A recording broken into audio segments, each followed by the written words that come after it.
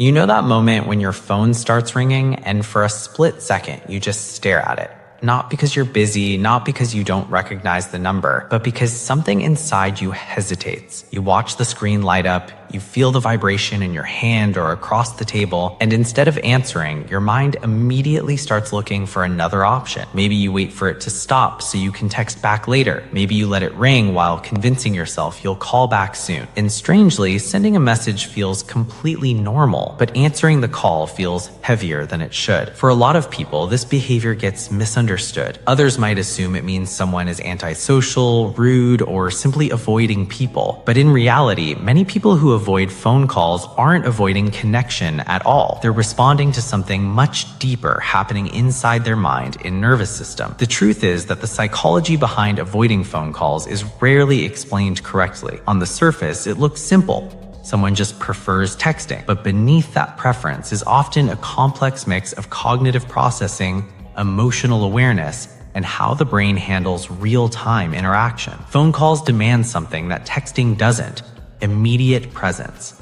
When someone calls you, your brain suddenly has to process tone of voice, emotional cues, timing, and social expectations all at once. There's no pause button, no time to edit your thoughts. For some people, that kind of real-time interaction activates the brain in a much more intense way. Studies in communication psychology have shown that synchronous communication, like phone calls or live conversation, requires significantly more cognitive load than asynchronous communication like texting. In simple terms, the brain has to work faster.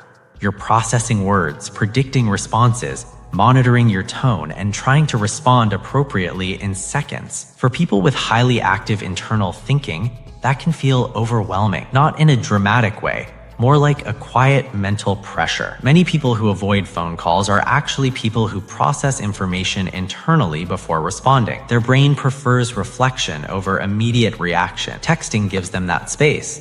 It allows them to organize their thoughts, choose their words carefully, and respond in a way that feels authentic. A phone call removes that buffer. Suddenly, everything is happening in real time. Your brain is improvising instead of reflecting. And for certain personality types or nervous systems, that feel uncomfortable. Often, this pattern doesn't appear randomly. It develops over time through experience. People who grew up in environments where conversations were unpredictable, emotionally intense, or required careful wording sometimes develop a heightened awareness of social signals. Their brain learns to scan conversations closely. It learns that communication carries weight. So when a phone rings, it isn't just a simple interaction. It's an unpredictable social situation. The brain prepares for it like a small performance. Even if nothing stressful actually happens during the call, the anticipation alone can create resistance, not fear exactly, more like mental friction. At the same time, it's important to understand that this behavior isn't better or worse than any other communication style. Some people thrive in spontaneous conversation. Their minds move quickly and comfortably in real-time dialogue. Others think more clearly when they have space between interaction and response. Both patterns are simply different ways the brain organizes communication. Neither one is more correct. In fact, people who avoid phone calls often develop strengths that aren't immediately obvious. They tend to be thoughtful communicators.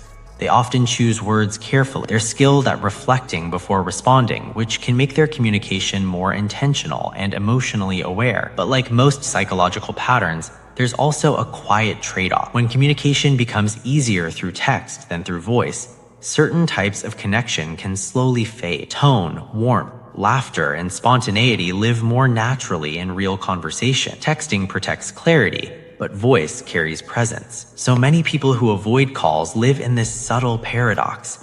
They deeply value connection, yet the format that delivers the richest connection can sometimes feel the most mentally demanding. None of this means something is wrong with you.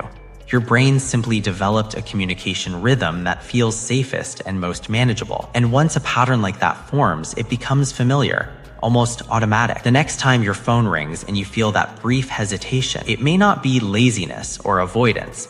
It may simply be your mind preparing itself for a different kind of interaction than the one it prefers. And understanding that small moment of hesitation can reveal something much bigger about how you think, how you process the world, and how your nervous system learned to navigate human connection. Because often the small habits we barely notice are quietly telling the most accurate stories about who we are. And once you start noticing those patterns, you begin to understand yourself in ways most people never pause long enough to explore.